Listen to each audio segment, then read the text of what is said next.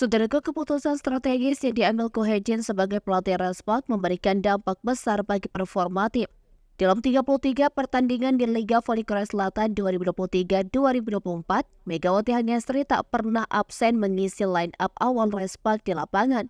Ko Hye-jin memilih Megawati Hangestri sebagai pemain kunci utama Respak, terutama dalam penyerangan, di mana Megawati Hangestri menunjukkan penampilan mengesankan sejak putaran pertama.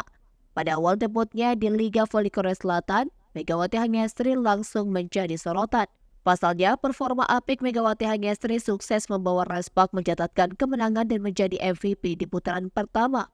Kendati mengalami pasang surut performa di putaran kedua, namun Megawati Hangestri tetap dipercayakan menjadi pemain kunci Respak oleh Ko Hye-jin. Hingga putaran ke-6 Liga Voli Korea Selatan yang sedang berlangsung ini, Megawati Hangestri masih memainkan perannya dengan baik, di mana Megawati Hangestri saat ini tercatat sebagai pencetak poin tertinggi Respak yang mengisi papan top skor Liga Voli Korea Selatan 2023-2024.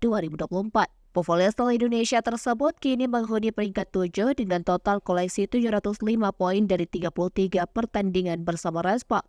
Lantas, mengapa Megawati Hangestri dipilih sebagai pilihan utama dalam formasi tim?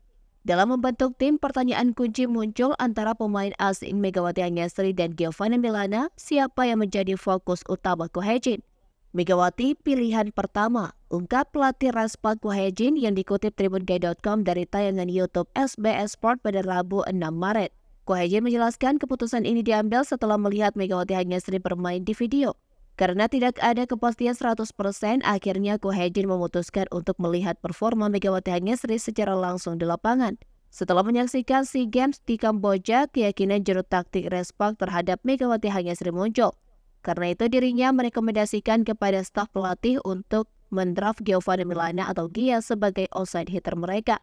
Meski keputusan ini melibatkan pertimbangan, hasilnya tampak sukses saat melihat statistik musim Megawati Hangestri di Liga Voli Korea Selatan 2023-2024. Berdasarkan statistik per 28 Februari 2024, Megawati Hangestri berada di peringkat 6 perolehan poin, peringkat 4 attack, dan peringkat kedua dalam serve.